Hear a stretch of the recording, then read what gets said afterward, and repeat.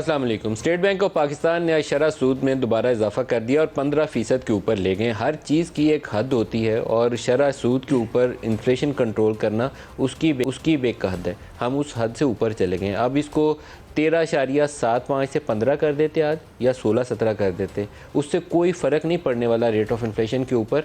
IMF के मुतालबे के ऊपर नाचते जाएं, क्योंकि आए IMF से हैं तो जो कुछ उन्होंने कहना है वही मानना है और उसके अलावा इनकी सोच आगे जा भी नहीं सकती।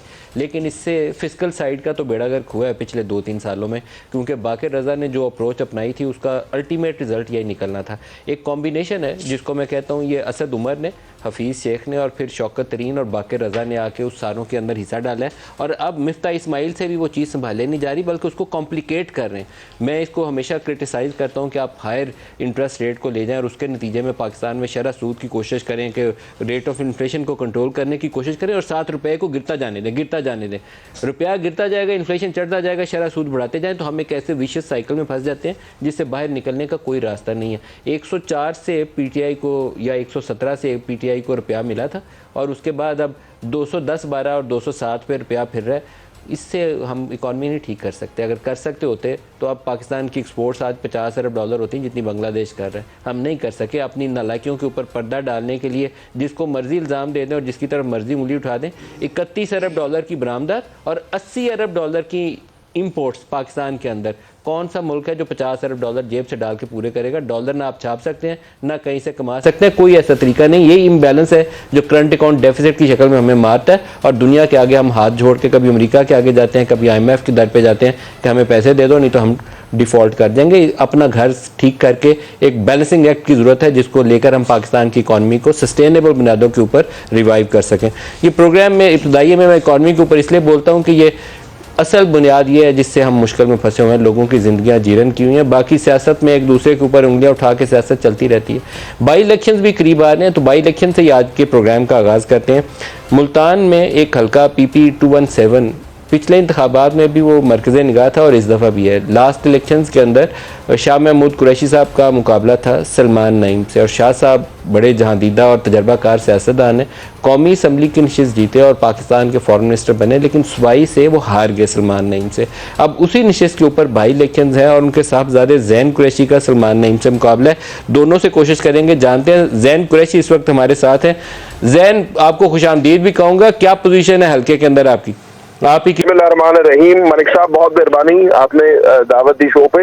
अल्हम्दुलिल्लाह मलिक साहब, PP 217 में जैसे आपने फरमाया, आवाम का जोशो खरोश जो है वो आपकी टीम भी आई थी समा की, वो भी देख के गए हैं। यहाँ पर लोग बड़े चार्ज्ड हैं और यहाँ पर लोगों का जो जज्बा है वो दिन ब दिन बढ़ता जा रहा है। और अभी इमरान खान साहब की आमद है, इंशाल्लाह 14 तारीख को खान साहब यहाँ पे तशरीफ ला रहे हैं। उसकी 2-3 बुनियादी वजूहात हैं। पहली वजह तो उसकी ये है कि जैसे आपने खुद इंट्रो में बताया कि 2018 में इस हल्के के अंदर हमने ये इलेक्शन जीता था, लेकिन इंजीनियरिंग की वजह से हमें इसको हराया गया। खैर, वो पीछे की बात पीछे रह गई। इस दफा जिस शख्स को यहाँ से वोट देकर मुंतखब किया गया और जिस शख्स को यहाँ से वोट देकर सूबाई असेंबली का मेंबर बनाया गया, अब उसने ना सिर्फ अपना वोट बेचा है बल्कि अपना जमीर बेचा है।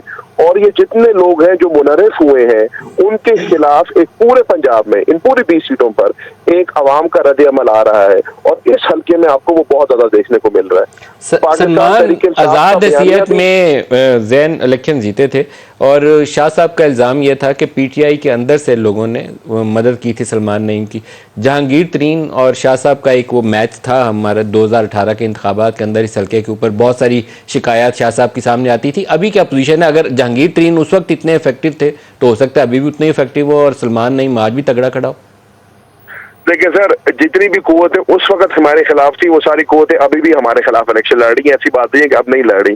फर्क सिर्फ इतना है कि अब पाकिस्तान तहरीक इंसाफ का और इमरान खान का बयानिया जो है घर घर पहुंच गया है और इस दफा पाकिस्तान की आवाम ने और PP 217 की आवाम ने फैसला कर लिया है कि उन्होंने वोट इमरान खान को देना है, उन्होंने वोट अपने जमीर का देना है और उन्होंने वोट पाकिस्तान को इन लोटों से और लुटेरों से बचाने का देना है। जैन, एक चीज़ और बताइएगा। शाह साहब की एक तकरीर के जुमले से मुझे बहुत इत्तेफाक है कि अगर वो इलेक्शन जीत जाते तो शायद बुज़दार जैसा पंजाब का हाल ना होता और वो पंजाब के चीफ मिनिस्टर बने बैठे होते तो पंजाब की सूरत हाल बेहतर होती। क्या जैन कुरैशी अगर इलेक्शन जीत जाते हैं तो चौधरी परवेज़ लाई उम्मीदवार रहेंगे या जैन उम्मीदवार होंगे PTI के? मलिक साहब, जो पार्टी की क़यादत के फैसले वो पार्टी की क़यादत करेगी। मैं आपको ये बता रहा हूँ, आपने पूछा ना कि पीपी 217 में अब ये क्यों है। पीपी 217 में भी अब लोगों को ये भी रियलाइजेशन है कि अगर 2018 में हमने ये मौका ना गवाया होता, अगर 2018 में हमने मखदूम साहब को यहाँ से इलेक्ट करके सूबाई असेंबली का मेंबर बना दिया होता और वो हमारी, जैसे खान साहब ने खुद कहा, हमारी जमात की तरफ से वज़ीर आला के उम्मीदवार होते, तो यहाँ पे हालात हमारे बहुत बेहतर होते। अल्लाह ताला ने मखदूम शाह महमूद को इज्जत देनी थी, वो वजीर खारजा बन गए, उन्होंने पाकिस्तान का मुकदमा पूरी दुनिया में जाके लड़ा, लेकिन नुकसान हुआ तो पंजाब का, नुकसान हुआ तो पाकिस्तान का। ज़ैन कुरैशी साहब, बहुत शुक्रिया आप हमारे साथ रहे। नईम, जिन्होंने शाह महमूद कुरैशी को शिकस्त दी, नौजवान आदमी है और एक बहुत बड़ा पंजाब की सियासत में ये मार्का था जो इन्होंने सर किया। सलमान, आपको भी प्रोग्राम में खुशामदीद कहता हूँ। अभी आप कहाँ स्टैंड करते हैं, क्योंकि पंजाब के अंदर हम बाज़ हलकों के अंदर देखते हैं कि इमरान के बयानिए को पजीराई मिल रही है। वो जो साजिश कहते हैं कि साजिश से हुकूमत गिरा दी, उससे उनको पंजाब में मुख्तलिफ हलकों के अंदर बड़ा वार्मली जलसों के अंदर लोग देखा जा रहा है कि वेलकम कर रहे हैं। आपके हलके के अंदर क्या पोजीशन है?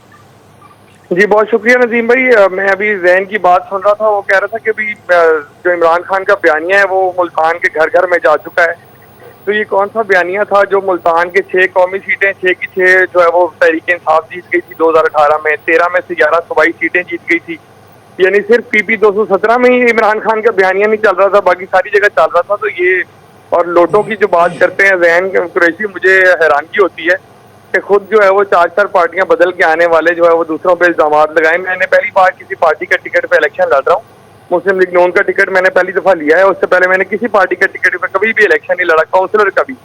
ये जो है वो पहले आईजीआई में रहे, फिर मुस्लिम लीग नून में रहे, फिर उसके बाद पीपल्स पार्टी में रहे, आज पीटीआई में है। आज पीटीआई में भी इल्जाम लगाते हैं कि अपनी पार्टी ने इलेक्शन हरवाया, कल को इनका कोई पता नहीं है। ये अच्छा नहीं लगता। अच्छा सलमान, आपकी पिछले इंतखाबात में 2018 में वो बड़ी अचीवमेंट थी, शाह साहब जैसे बड़े नाम को शिकस्त देना और सूबाई असम्बली की नशिस्त जीतना।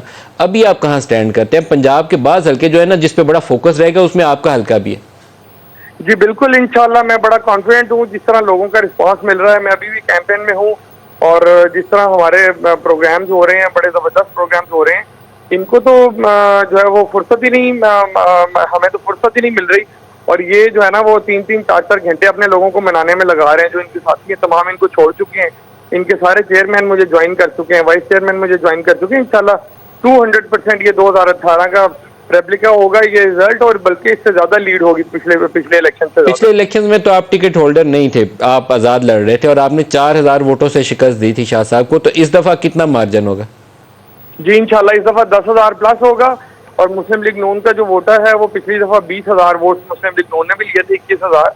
तो मैं मुस्लिम लीग नून की जमात से इलेक्शन लड़ रहा हूँ और इंशाल्लाह आप देखेंगे कि जो कामयाबी का तनासब होगा वो 10,000 से ज्यादा होगा इंशाल्लाह हमारा। बेस्ट ऑफ लक सलमान, आप खुश रहिए। आदाब में आपके इलेक्शन को फिर फॉलो करेंगे इंशाल्लाह, कोशिश करेंगे कि उस दिन दोबारा आपसे अपडेट लें। बहुत शुक्रिया आप हमारे साथ रहे। सरवर बारी साहब हमारे साथ हैं इस्लामाबाद स्टूडियोज़ में। फैफन ने एक रिपोर्ट मुरतब की है और पाकिस्तानी इंतखाबात के अंदर जो इर्रेगुलरिटीज़ होती हैं बड़ी डिटेल के साथ उसके ऊपर काम किया। सरवर साहब आपको खुशामदीद कहता हूँ प्रोग्राम में। तलाल चौधरी साहब PMLN से हमारे साथ हैं। तलाल साहब आपको भी खुशामदीद कहता हूँ। सरवर साहब आपसे प्रोग्राम का आगाज़ करते हैं। ये बाई इलेक्शन बड़ा एक मेरे ख्याल में इंटरेस्टिंग होगा कि ट्रांसपेरेंटली हो जाए, शिकायत कम सामने आए और सियासी जमातें रिस्पॉन्ड कैसा करती हैं, नताइज को तस्लीम करती हैं या नहीं करती, इसके ऊपर पहले कमेंट कर दीजिए।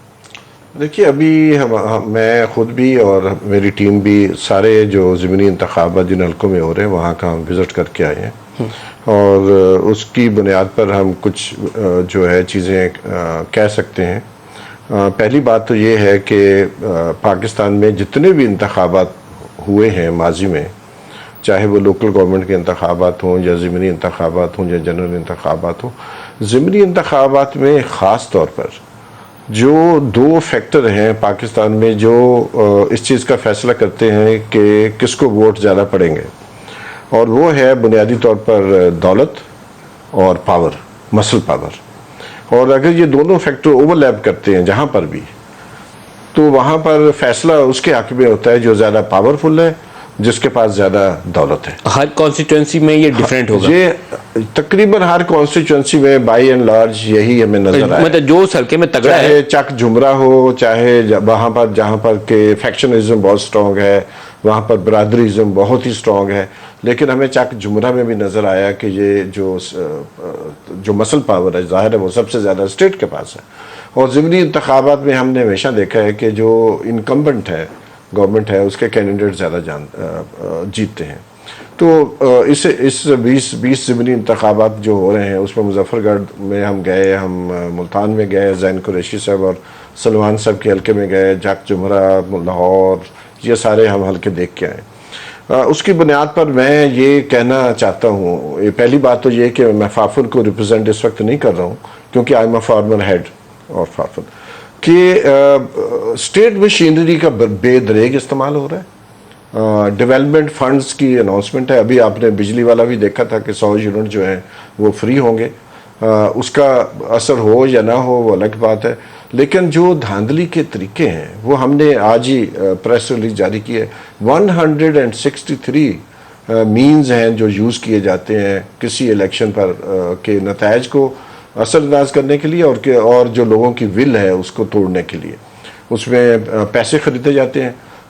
मसला मुल्तान में हर शख्स जिससे हमने बात की है उसने कहा कि एक जो उम्मीदवार है वो अगर कहीं 10 से 15 वोट हैं किसी फैमिली के तो उनको एक मोटरसाइकिल फ्री मिल रहा है। Very good. तो अब ये जो वोट बाइंग है ये पाकिस्तान के कानून के मुताबिक एक जुर्म है, ये एक करप्ट प्रैक्टिस है और वो खुलेआम हो रही है और उसको पकड़ने वाला कोई नहीं है। अभी पंजाब की हुकूमत ने ऐलान किया कि हम 100 यूनिट तक जो है फ्री बिजली होगी, लेकिन बिजली का महकमा तो फेडरल है, तो फेडरल गवर्नमेंट को ऐलान करना चाहिए था और अभी क्यों करना चाहिए था, हुकूमत में आते ही कर देते।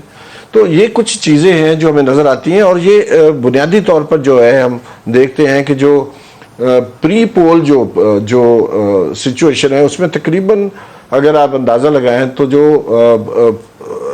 कुछ 77 तरीक़ेकार हैं जिसके ज़रिए इलेक्शन को जो है असरअंदाज हुआ जाता है, जिसके ज़रिए। अच्छा, तलाल साहब को भी साथ शामिल कर लें। 75 जो है सिर्फ वो पोलिंग वाले दिन अभी तक हम जो रिकॉर्ड कर सके 75 तरीके ऐसे हैं जिससे जो वोट बाइंग होती है, वोट टेम्पर होते हैं, उसकी गिनती में गड़बड़ होती है, और जो प्रिजाइडिंग स्टाफ है, जो इलेक्शन का अमला है वहाँ पर वो प्रॉपरली नहीं देता, वो बैलेट पेपर इशू नहीं करता, उसका काउंटर फॉइल तैयार नहीं करता और स्टैंप लगाकर वो जो पूरी दस्ती है बैलेट पेपर्स की वो बाहर स्मगल हो जाती है और वहाँ बाहर से जो है वो अंदर आके लोग डाल देते हैं। तो मतलब बहुत तलाल साहब से ही पूछा। तलाल साहब, ये जो 20 हल्के हैं, 17 जुलाई का इलेक्शन है, ये दोनों जमातों के लिए, पीटीआई के लिए भी और पीएमएलएन के लिए भी मेरे ख्याल में रोज़े इम्तहान है इस वक्त। अगर तो आप लीड ले जाते हैं तो आपकी जमात विक्ट्री डिक्लेयर करेगी। जनरल इलेक्शन 4-6 महीने बाद तो है ही है, ज़्यादा दूर नहीं है। और अगर पीटीआई जीत जाती है तो वो तो बस समझे कि आपकी तो रोटी पानी वो बंद कर देगी, पंजाब की हुकूमत भी जाएगी और वैसे भी सियासी एतबार से भी वो तो कहेंगे कि ये अवाम हमारे साथ है, नून वाले तो ऐसे ही आके कब्जा करके बैठे हुए हैं। क्या बनेगा 17 जुलाई को? बिस्मिल्लाहिम।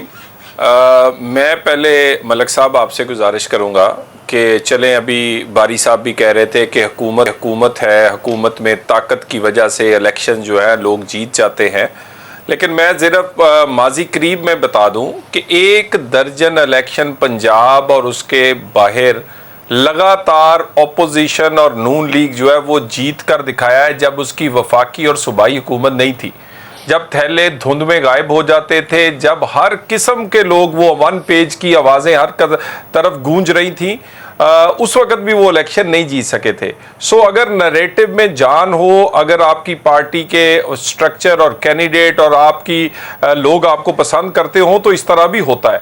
और हमारी तो क़यादत भी सर, आपका जो उस वक्त बयानिया था तलाल चौधरी साहब, वोट को इज्जत दो, वही नारा वोट को इज्जत दो मुख्तलिफ अल्फाज में आजकल पीटीआई दोहरा रही है। आपने सिर्फ एक इलेक्शन सियालकोट का सूबाई असम्बली का हारा था, बाकी कोई 11 या 12 इलेक्शन सारे के सारे पीटीआई हार गई थी। सिंध के अंदर पीपल्स पार्टी जीत गई थी और पंजाब वाला और केपी नौशेरा वाला भी आप जीत गए थे। बिग अचीवमेंट, लेकिन नारा उस वक्त ये था वोट को इज्जत दो, एंटी एस्टेब्लिशमेंट आप चल रहे थे। अब वही नारे इमरान खान लगा रहे हैं जलसों के अंदर, तो आपको मार पीटने के इम्कान तो फिर हैं। गुजारिश ये है कि नारा लगाने से अगर सिर्फ बात बनती हो तो ये नारा तो बड़ा पुराना है। ये कोई नून लीग ने चले लगाया ज़रूर है, लेकिन नारे के साथ लोग आपकी परफॉर्मेंस देखते हैं, आपकी क्रेडिबिलिटी देखते हैं, आपका पूरे का पूरा वो आपका माजी और मुस्तकबिल में जो उम्मीद लगाई जा सकती है। यानी पंजाब के लोग क्या बुज़दार को दोबारा हुकूमत देना चाहेंगे इसलिए वोट देंगे? क्या जो फर्क होगी और दूसरे करप्शन के और जो बैड गवर्नेंस की एग्जांपल्स बुज़दार साहब ने जो रिकॉर्ड कायम की उसलिए देंगे, या नून लीग के लोगों को देंगे जिनके पास एडमिनिस्ट्रेटर जो है कभी शहबाज शरीफ जैसे और कभी हमजा शहबाज जैसे? सो इसी तरह बाकी माजी की परफॉर्मेंस हमारी भी लोग एवेल्यूएट करेंगे, इनकी नारा को भी एवेल्यूएट करेंगे, कोई शक नहीं है। लेकिन मैं आपसे एक गुजारिश कर दूं कि इस वक्त मुश्किल तरीन इकदामात करने के बावजूद आज भी अल्हम्दुलिल्लाह हम पूरे पंजाब में लीड कर रहे हैं इन बाई इलेक्शंस में, और ये कोई आसान काम नहीं, ये नूनी का काम है। कितनी सीटें जीतेंगे 20 में से आप? और वो देखिए मैं लीड कर रहे हैं, मैं आपको बारी बारी देखिए मेजॉरिटी ऑफ सीट्स हम जीतेंगे। मसलन अभी आपने ये मुल्तान की बात की, सिर्फ शाह महमूद कुरैशी साहब इसलिए इलेक्शन लड़ रहे हैं ताकि वो सीट को रिटेन रख सकें, टिकट उनके घर के बाहर ना किसी और को चली जाए। उन्होंने अपने बेटे जो कि MNA भी है उसको टिकट दिला दी। शाह महमूद को भी पता है उसने इलेक्शन हारना है, वहां हमारा उम्मीदवार भी बेहतर है, वहां हमारी कैंपेन भी बेहतर है, वहां शाह साहब की जो माजी की चीजें हैं वो भी पूरे मुल्तान को पता है। तो गुजारिश ये है कि ये बड़ा वो कहते हैं सबसे बेहतरीन इनका उम्मीदवार है। उसके बाद मैं आपकी बात मानता हूं, बिल्कुल महंगाई है, बिल्कुल ऐसे इकदाम हमें उठाने पड़े हैं जो कि पाकिस्तान को बचाने के लिए थे। हमने अपनी सियासत को नहीं बचाया, मगर लोगों को उम्मीद हम ही से है। यानी ये कैसी बात है कि जिस दिन प्राइस बढ़ती है कोई दरखास्त नहीं जाती high court, supreme court, election commission को। जिस दिन हम रिलीफ देते हैं और पूरे पाकिस्तान को देते हैं या पूरे पंजाब को देते हैं, उस दिन दरखास्त चली जाती है। यानी ये हमें चाहते हैं कि कोई बुरे इकदाम जो इनकी वजह से हुए वो हम करते रहे, जो अच्छे इकदाम रिलीफ फराहम कर सकते हैं वो ना दें। इलेक्शन तो भाई ये खत्म होंगे तो आगे फिर कोई एक आध इलेक्शन आ जाएगा, 2 आ जाएंगे, उसके बाद ये पूरे पंजाब के लिए है। बाकी मैं आपसे अर्ज करूं, ये लोग परफॉर्मेंस नंबर 1 पर देखते हैं, और अभी भी अगर कोई परफॉर्म कर सकता है या इस पाकिस्तान को इस हालात से निकाल सकता है तो वो नून लीग है। अगर नून लीग नहीं निकाल सकेगी, मैं ये कोई बड़ा दावा नहीं कर रहा, ये नहीं चलेगा। ये इन्होंने चला के देखा है, जिनके पास वजीर खजाना ही नहीं था, 4 वजीर खजाना लगाए हैं उन्होंने 4 सालों में, दाखिला नहीं था, वजीर कानून नहीं था, पंजाब को चलाने के लिए बुज़दार नहीं था। खान साहब के नारे को वोट देके बाद में लोग कहां जाएंगे? टीम तो उनके पास है नहीं, काम करने का उनके पास जो हालत की है। तो मेरा ख्याल है लोग बड़े अच्छा जायजा और बड़ी अच्छी तरह वो कथारसिस करेंगे इस इलेक्शन में, और इंशाल्लाह आप देखेंगे नून लीग लीड करेगी। ये जो बाई इलेक्शंस में हम जीतेंगे। अच्छा, आमिर इकबाल साहब हमारे ब्यूरो चीफ है मुल्तान के हमारे साथ। आमिर, आपको खुशामदीद कहता हूँ। आप अपना जरा इंडिपेंडेंट एनालिसिस दे दें, क्या पोजीशन है ये सलमान नईम वर्सेस जैन कुरैशी? CP 217 में नदीम साहब, ये एक अहम इलेक्शन भी है और दोनों कैंडिडेट्स के बारे में कबल वक्त होगा कि प्रीडिक्ट करना कि कौन जीतेगा या कौन हारेगा। दोनों तगड़े हैवी वेट ये मुकाबला है। जो मखदूम शाह महमूद कुरैशी है वो अपने तौर पर इस एक दिन में वो भी बड़ी सख्त कैंपेन कर रहे हैं। हर जो मखदूम शाह महमूद कुरैशी पहले जलसा करते थे माजी में इलेक्शन के हवाले से, अब वो कॉर्नर मीटिंग और हर घर में हर फर्द को मिल रहे हैं। आप किसको एज देते हैं, जैन कुरैशी को या सलमान को? किसको एज देते हैं, किसको बर्तरी हासिल है? देखिए, अगर सलमान नईम की बात की जाए ना, सलमान नईम की अपनी एक बड़ी वहां पर उन्होंने अपनी वक्त बना ली है, लोगों के दिलों में उनके लिए काफी एहतराम भी है, लोग उनकी इज्जत भी करते हैं, इसलिए वहां पर इतना ज्यादा रिएक्शन नहीं आया। लेकिन हाँ, सलमान नईम को महंगाई की वजह से बहुत ज्यादा परेशानी का सामना करना पड़ रहा है, जिसकी वजह से वो PTI को एज मिल रहा है। दोनों का, मैंने जिस तरह नदीम साहब कहा कि दोनों के बारे में कबल वक्त कहना, कबल वक्त होगा कुछ कहना, दोनों बहुत मेहनत कर रहे हैं। आमिर इकबाल साहब, बहुत शुक्रिया आप हमारे साथ। सरवर भाई, 20 हल्कों के ऊपर कुछ आपने अगर फिर के देखा है तो कुछ आपने भी देखा होगा कि कहाँ किस जमात को बर्तरी हासिल है। कुछ एनालिसिस दे सकते हैं कि ओवरऑल हल्के आइडेंटिफाई करे बगैर तो 20 में से 10-10, 11-10, 9-10 क्या पोजीशन बनती है? फैक्टर्स बहुत जरूरी हैं जिन पर तवज्जो देने की जरूरत है। पहली बात तो ये है कि जो ट्रेडिशनल टिकट होल्डर्स हैं PMLN के, उनको टिकट नहीं मिले।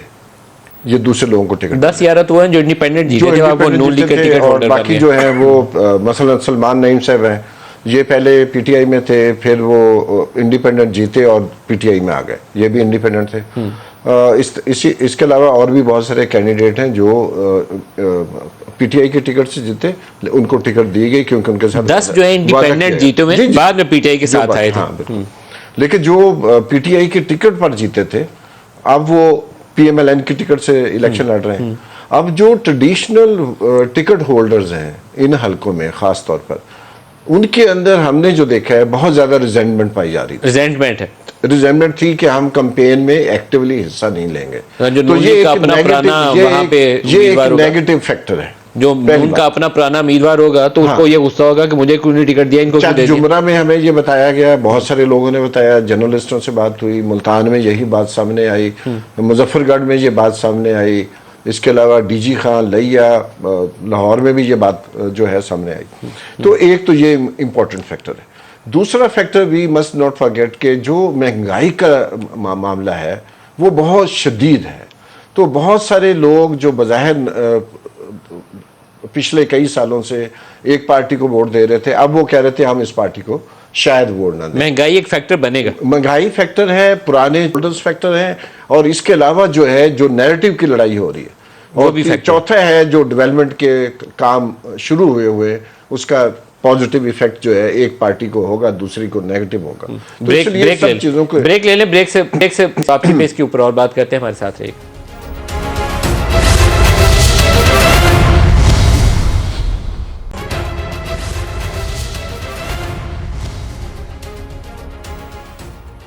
प्रोग्राम में दोबारा खुशामदीद कहते हैं। एक बयानिए की जंग का अगर तज़किरा किया जाए तो नून लीग को पिछले 4 साल एक एज हासिल था, और वो था कि मरियम और नवाज़ दोनों निकलते थे जलसों के अंदर और वो कहते थे वोट को इज़्ज़त दो, वोट को इज़्ज़त दो, नारा लगाते थे, और वो नाम भी लेते थे और नाम लेकर कहते थे कि इलेक्शन कैसे, जिम्मेदारी किसकी थी इंश्योर करना, इलेक्शन में क्या हुआ किसकी जिम्मेदारी थी।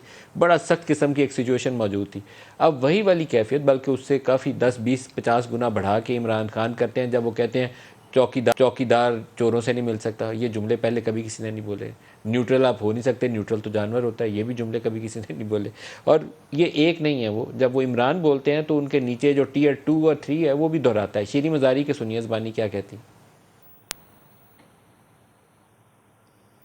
जो हैंडलर्स हैं इस हुकूमत के, उनके पास मैसेज जाना चाहिए कि पाकिस्तान की सिक्योरिटी और सॉवरेनिटी सबसे ज़्यादा ज़रूरी है। एनआरओ देना इन चोरों को इस ऑब्जेक्टिव था क्या ये रजीम चेंज का? लगता तो यही है। जिन इदारों का काम है कि पाकिस्तान की दफा करें, उनको दिफा करनी चाहिए, ये नहीं कि वो इम्पोर्टेड हुकूमत के साथ मिल के तबाही करें पाकिस्तान की। तो ये सवाल हमारा पहले भी था, अब भी है उन इदारों से, उन हैंडलर्स से, कि क्या आप एक्चुअली चाह रहे हैं पाकिस्तान को इस तबाही के रास्ते पे ले जा रही है, क्या आप चाहते हैं, क्या आपका इवेंचुअल एम है? अब इमरान ने पूरा इलेक्शन, बाई इलेक्शन भी और अगला जनरल इलेक्शन भी जब भी वो होता है इसी सासी बयानिए पे खेलना है कि अमेरिका की मदद से, न्यूट्रल से मिलके मेरी हुकूमत गिरा दी। सुनिए आज तकरीर के अंदर वो इससे भी एक स्टेप आगे गए हैं और क्या कह रहे हैं इसराइल के हवाले से और क्या कश्मीर के ऊपर कह रहे हैं, फिर इसके ऊपर मैं मजीद एक्सप्लेन भी कराइएगा। जिधर ये कभी अमेरिका के पैर पॉलिश करते हैं, जूते पॉलिश, कभी किसी के बूट पॉलिश करते हैं, अपने पैसे को बचाने के लिए ये इसराइल को भी तस्लीम करने के लिए तैयार हैं। ये कश्मीरियों के, उनकी जो जद्दोजहद है, उनकी कुर्बानी है आजादी के लिए, ये उनकी कुर्बानियों को नजरअंदाज करने के लिए तैयार हैं, हिंदुस्तान को खुश करने के लिए। अमेरिका के साथ हमारी एक हिस्ट्री मौजूद है और हम उसके इत्तेहादी बनते रहे जहाद अफगानिस्तान के दिनों में भी और 9/11 के बाद भी। दोनों फैसले किसी पॉलिटिकल लीडर के लिए हुए नहीं थे, ये इमरान खान को भी पता है और बाकी सबको भी पता है। लेकिन अब इमरान खान उसके ऊपर सियासत करेंगे और सियासत में उन्होंने इसराइल को भी तस्लीम करा दिया। कोई पॉलिटिकल लीडर पाकिस्तान का इसराइल को तस्लीम नहीं कर सकता। ये एक सवाल है, इसका जवाब इमरान खान को पता है। अगर ये कर सकते होते तो शायद इस पे ऊपर वो खुद भी पेशरफ्त कर सकते थे, लेकिन इन्होंने अपने इंटरव्यूज़ में बोला था कि कायदे-आज़म ने जो कहा हुआ है वही फॉलो किया जाएगा। कश्मीर के ऊपर आर्टिकल 370 और 35A इंडिया ने उस वक्त ख़त्म किया था जब इमरान खान ट्रंप से मिलकर आकर विक्ट्री मना रहे थे कि मैंने वर्ल्ड कप जीत लिया, इतनी कामयाब दौरा किया। ट्रंप ने तो वो हमारी बातचीत करवानी है, मीडिएशन करवानी है, और इंडिया ने 370 भी ख़त्म कर दिया, खसूसी हैसियत जो कश्मीर की थी, 35A भी ख़त्म कर दिया। और PTI fail to act in time. इनको पता था कि वो कर रहा है, उसके लिए दोस्त ममालिक में वफूद भिजवाए जा सकते थे, लेकिन नहीं किया। तो लेकिन अब उसके ऊपर सियासत में ये भी काम आएगा, कश्मीर भी, इसराइल भी, अमरीकी साजिश भी। सरवर साहब, पहले आपसे मैं जाऊँगा तलाल साहब की तरफ। ये बयानिया, ये कितना फैक्टर होगा ये 20 सीटों के ऊपर भी और जनरल इलेक्शन में भी? देखिए, जो तो यूथ है, यूथ के लिए ये बयानिया बहुत अहम है। और जिस जगह भी हम गए हैं वहाँ पर इवन जो बरादरी के एल्डर्स हैं वो तो नून के साथ लगते हैं और वो खुद ही मानते हैं कि हमारे बच्चे हमारे साथ नहीं हैं। तो अब एक तो वो डिवीज़न है, और उस डिवीज़न के पीछे जो जिस तरह इमरान खान की हुकूमत को ओवरथ्रो किया गया है, उसकी एक रिजेंटमेंट कम्युनिटी के अंदर, ख़ासतौर पे यूथ के अंदर मौजूद है। और वो इस बयानिया की वजह से, जो कि वोट को इज्जत दो वाला बयानिया था, जैसे आप बार बार ये बात कर रहे हैं, तो उस वक्त भी ये एक ख़ास तबके के अंदर ये पॉपुलर स्लोगन हुआ था। ख़ासतौर पे लिबरल और लेफ़्ट जो लोग हैं उनके अंदर ये पॉपुलर स्लोगन था कि आर्मी को कोई राइट नहीं है कि वो इंटरफेयर करे। तो एक तो ये बहुत ज़रूरी है कि जो मुख्तलिफ हमारे तबकात हैं वो इसको कैसे ले रहे हैं। जो गरीब लोग हैं, बहुत गरीब लोग हैं और शहरों में पाए जाते हैं, ख़ास तौर पर रहने वाले जो लोग हैं, मज़दूर हैं, उनका तो आपको पता है कि ज़्यादातर मामला सीधा सीधा है अपनी सर्वाइवर का, और उनकी अपनी तंजीमें हैं और उन तंजीमों के ज़रिए इन्फ्लुएंस किया जा सकता है। लेकिन बाई एंड लार्ज जो ट्रेडिशनल सोशल नेटवर्क्स हैं, बिरादरी है, क्लान है, या फैक्शंस हैं, जिनका हमजा अलवी बहुत जिक्र करते रहे अपने थीसिस में, वहाँ पर तो नून लीग का लगता है कि अभी भी जो है पॉपुलरिटी मौजूद है। लेकिन यूथ जो कि एक बहुत बड़ी तादाद है पॉपुलेशन के अंदर, वहाँ पर वाज़ेह तौर पर नज़र आ रहा था कि जो बरादरी एल्डर्स हैं या फैक्शनल लीडर्स हैं वो भी कहते हैं कि हमारे बच्चे हमारे साथ PTI को एज हासिल होगा, वहाँ हासिल है। अब ये डिपेंड करता है कि कौन ज्यादा वोटर्स को मोबिलाइज कर। वो सबसे बड़ा टेस्ट वो होगा। फैसलाबाद में भी इलेक्शन होना है, लाहौर में भी होना है, तो ये शहरी इलाके हैं, इसके अंदर आप लोगों को बयानिया भी अपना दे सकते हैं और अपना काम भी बता सकते हैं। आपकी बात सुनी जाएगी नून लीग की, या PTI का बयानिया सुना जाएगा? देखिए, मेरा ख्याल है कि बहुत लोगों को अवेयरनेस जो है वो आपकी मीडिया ने दी है। और जैसे अभी आप इसराइल की बात कर रहे थे, मुझे याद है वो टॉक शो कि आपने एक अरबी मैगज़ीन या अखबार का तराशा अपने प्रोग्राम में पढ़ के सुनाया था उस वक़्त के PTI के वज़ीर को कि ये इसराइल को तस्लीम करने की बातें फ़लाँ जगह ख़बरें आ रही हैं, तो आपका कोई वो इस तरह। तो इसी तरह की और अवेयरनेस जो मीडिया ने क्रिएट की है, सोशल मीडिया ने क्रिएट की है। और उसके बाद क्या 4.25 साल की जो कारकर्दगी है उनको 4.25 महीने की हुकूमत के साथ नहीं जोड़ा जा सकता।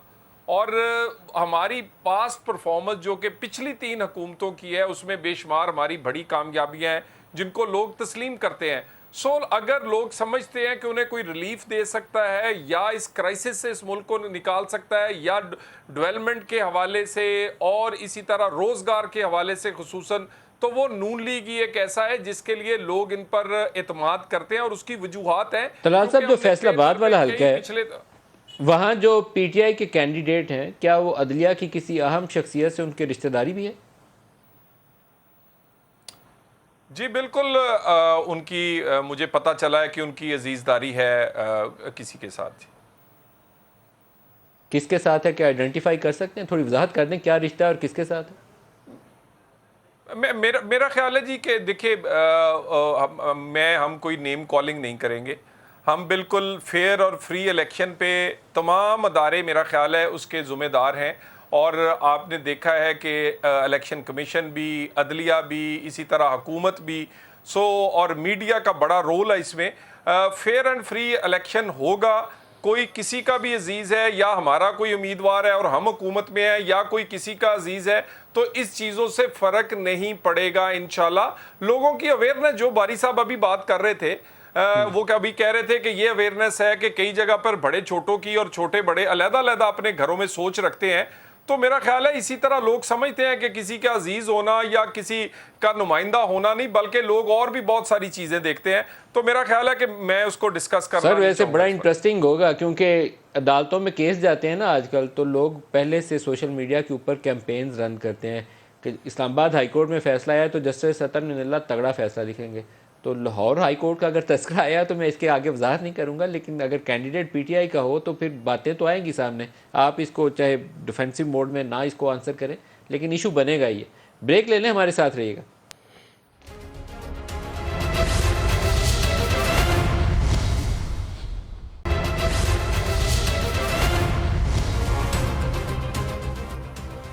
प्रोग्राम में दोबारा खुश आमदीद कहते हैं। सर आपने कुछ नेगेटिव अभी वोट बाइंग का तज़किरा किया था, बड़ा इंटरेस्टिंग फिनोमेना है कि मुखालिफ हलकों के अंदर अगर वोट जीत नहीं सकते तो क्या करें? नहीं, उसमें देखिए दो किस्म के वोट बाइंग है। एक तो हमारे यहाँ हमने देखा है सेनेट के इंतखाबात में भी हमें नज़र आता है, लेकिन वो ऊपर से फिर चीज़ें नीचे भी जाती हैं। तो हमने देखा है कि एक तो ये NA 133 में और फिर खानेवाल के बाई इलेक्शन में बहुत ज़्यादा वोट बाइंग हुई। लेकिन अब एक और तरीका है। एक तो ये है कि आप पैसे लेते हैं और प्रॉमिस करते हैं कि इलेक्शन वाले दिन हम आपको वोट देंगे, और वो आपका शनाख्ती कार्ड पोलिंग स्टेशन के बाहर आपको दिया जाता है। ठीक है। अब इन्होंने एक नया तरीका हमें सामने नज़र आया है कि आप उनके ऐसे लोग जो आपके राइवल को वोट डाल सकते हैं, और वो डेटा इकट्ठा करते हैं। बड़ा आसान होता है देहातों में, ख़ास तौर पर मोहल्लों में, कि कौन लोग हैं जो खुल्लम खुल्ला जो है आपके राइवल को वोट देते हैं और वो उसका इजहार भी करते हैं। तो उसका तरीकाकार ये है कि आप पैसे दें और उनकी जो फैमिली के शनाख्ती कार्ड हैं वो इलेक्शन से 2-3 दिन पहले आप ले लें, और पोलिंग के बाद, यानी कि ताकि वो वोटिंग डे पे वोट ना डाल सके। 6 बजे जो है पोलिंग खत्म होती है, उसके बाद आपको वापस किए जाते हैं। तो वो उसका रेट क्या मिलता है उसको? अगर 5 अफराद हैं, 5 वोट हैं घर के, 2,000-3,000 मिल रहा है, 10 से 15,000। और 10 रेट तो बढ़ा के बताएं ताकि उनका खर्चा ज्यादा है जिसने वोट भी देने वो अब चूंकि महंगाई ज्यादा हो गई है, अब ये 10,000 तो एक वोट का होना चाहिए। 10,000 तो अब नहीं देंगे वो, लेकिन ये कि ये कोई बहुत बड़े लेवल पर नहीं होता। ये इंश्योर करना होता है कि जनाब कोई 2-3 हज़ार वोट हम खरीद लें, और बाकी हम कुछ जो है वो जो तो वो पोलिंग स्टेशन जहाँ से पक्का पता है कि हारना है, वहां से उनके शनाख्ती कार्ड खरीद के जेब में डाल कि मेरा राइवल पिछले इलेक्शन में, उससे पिछले इलेक्शन में इस कम्युनिटी से उसको वोट पड़े थे, वहां से वो जीता था। अब उसको हराने का तरीका ये है कि उसके वोट कम हो जाएं ताकि आपके वोट ऊपर चले। वहां से 3,000 शनाख्ती कार्ड खरीद के जेब में रख लो ताकि उसको 3,000 वोट देना पड़े। 2,000 ले लें, और बाकी और भी बहुत सारे मेथड है ना, जैसे मैंने कहा 163 मेथड्स हैं। एक ये भी है कि जो देखिए, एक अजीब बात है कि जो आपका अमला है, जिसको हम प्रिजाइडिंग अफसर कहते हैं, असिस्टेंट प्रिजाइडिंग अफसर हैं, पोलिंग अफसर हैं, इनकी ड्यूटी अपने इलाके में नहीं लग सकती। जहाँ वो रहते हैं या यहाँ पे जॉब करते हुए नहीं होती, वो किसी और इलाके में जाते हैं। अब आज तक इलेक्शन कमीशन ने उनकी रिहाइश के लिए बजट नहीं रखा, तो वो जब जाते हैं किसी गांव में जहाँ पे पोलिंग स्टेशन है, तो वो कहाँ रहेंगे? जो उनको विलिंगली वो हॉस्पिटैलिटी किसी उम्मीदवार की एक्सेप्ट कर लेते हैं, उसके घर में ठहरेंगे, वहाँ पर खाने खाएंगे, मुर्ग उड़ाएंगे, और अगले दिन इन रिटर्न वो क्या करेंगे कि हो सकता है वो एक जो दस्ती है वोटों की, जो कि 50 वोट होते हैं या 2 दस्तियाँ, उनको उसकी बैक साइड पे साइन करके स्टैम्प करके वो किसी को दे देगा। तो मजे का तरीका और बाहर से जो लोग आ रहे हैं वोट डालने के लिए, वो साथ ये वोट भी बैलेट भी डाल दें। तलाल साहब, ये सरवर साहब ने बड़ा अच्छा तरीका बताया है। जितने प्रिजाइडिंग अफसर आए उनको अच्छे मुर्ग खिलाएं रात को, ताकि अगले दिन आपका जरा एक दत्ती तो मिल ही जाए ना वोटों की। मेरा तो ख्याल है कि सरवर बारी साहब, हमें तो 3-4 तरीकों का पता था, 163 तो पढ़ने पड़ेंगे, सीखना पड़ेगा कि और क्या क्या कर सकते हैं। वो मैं आपको, आप ईमेल भेजे, मैं आपको भेज देता हूँ। मैं आपको रवाना कर देता रहता हूँ। नहीं, मैं मेरी गुजारिश ये है जी कि देखिए, ये जो तलाल साहब वेल अवेयर हैं, ये बिल्कुल ये 263 तरीके बता सकते हैं। जी, ये बारी साहब जो कह रहे हैं कि बड़ा पुरानी बात है कि किसी को खाना, और यकीनन ख़वातीन भी होती हैं, और ख़वातीन जो हैं वो कई दफ़ा दूर जाके किसी के घर रहना और थोड़ी बहुत मानूसियत उनके साथ हो जाना। लेकिन मैं आपसे एक अर्ज़ करूँ, मैं ख़ुद उम्मीदवार हूँ और ख़ुद सियासी कारकुन हूँ पिछले 30-35 साल से। ये जो दत्ती देनी लेनी वाली बात है ना, ये मुक गई जे। बहुत ज़्यादा एडवांस है। अब लोगों को अगर हमें 163 तरीके पता है ना कि इससे धांधली हो सकती है, जो पोलिंग एजेंट बैठे होते हैं उसको 264 तरीके पता होते हैं कि रोकनी कैसे है। हर एक के हाथ में एक तो ये एटम बम है, वो मोबाइल ऑन पहले करता है, बाद में करता है, और कोई भी रिस्क नहीं लेता। मैं इसीलिए हम पहले भी कहते रहे, एक बात को आज भी मैं कहूँगा कि जिस तरह डस्का हुआ था, इलेक्शन कमीशन को चाहिए सख्त तरीन सजाएं दे ताकि इस तरह का शाइबा जो है वो ख़त्म हो जाए। और ये बिल्कुल बात ठीक है, कहीं अगर इस तरह का मामला हो, जब तक सजा नहीं होगी, कि हमें पाकिस्तान से आज तक मुझे बताएं रिगिंग रिगिंग रिगिंग कि हमने 164 तरीके पकड़ लिए हैं लेकिन हम 164 बंदे नहीं पकड़ सके जो रिगिंग करते हैं। तो मेरा ख्याल है इलेक्शन कमीशन भी तकड़ा इस पे होकर करे। वही ना मैं कह रहा हूं कि वो बिल्कुल तकड़ा सही होकर करे। जब तक इलेक्शन कमीशन को मेक श्योर करना चाहिए कि इलेक्शन के नतायज जो हैं वो ट्रांसपेरेंटली सामने आए और सियासी जमातें भी खुले दिल के साथ बड़ेपन का मुजाहरा करें और नतायज तस्लीम करें। सिर्फ अपनी हार गए हैं तो उसके ऊपर इल्ज़ाम लगा के पूरे इलेक्शन प्रोसेस की क्रेडिबिलिटी को ख़त्म ना कर दें। तलाल चौधरी, बारी साहब और इसके अलावा जैन कुरैशी और सलमान नईम हमारे साथ थे। सबका बहुत शुक्रिया। आज के लिए इतना ही, इजाज़त दीजिए। अल्लाह हाफिज़।